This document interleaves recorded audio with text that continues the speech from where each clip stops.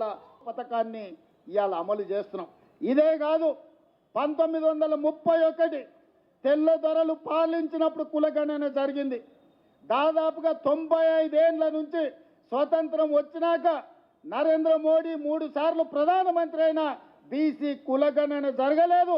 ఇవాళ నా రాష్ట్రం తెలంగాణ రాష్ట్రం కాంగ్రెస్ పార్టీ రాహుల్ గాంధీ నేతృత్వంలో ఈరోజు తెలంగాణ రాష్ట్రంలో కులగణన చేసిన ప్రభుత్వం, ఈ దేశంలోని ఏకైక ప్రభుత్వం, లెక్కలు తేల్చిన ప్రభుత్వం కాంగ్రెస్ ప్రభుత్వం. మాదిగా ఉపకులాల వర్గీకరణ 35 ఏళ్ల నుంచి కొట్లాడినరు. చాలామంది పిల్లలు చచ్చిపోయినరు. సుప్రీంకోర్టు వరకు పోయింది, పార్లమెంట్ వరకు పోయింది.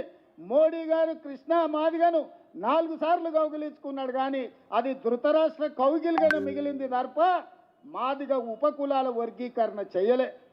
కానీ మీ ప్రభుత్వం ప్రజాపాలనలో మాదిగ ఉపకులాల వర్గీకరణ అమలు చేసి దేశంలోనే మొదటి రాష్ట్రంగా నిలబడి దేశంలో దశాబ్దాల కొద్దీ వాయిదా పడుతున్న సమస్యకు పరిష్కారం చూపించినాం. మొదటి సంవత్సరంలోనే ఇన్ని గొప్ప కార్యక్రమాలు చేసిన ప్రభుత్వం ఈ రాష్ట్రం దేశంలోనే మొదటి స్థానంలో ఉంది.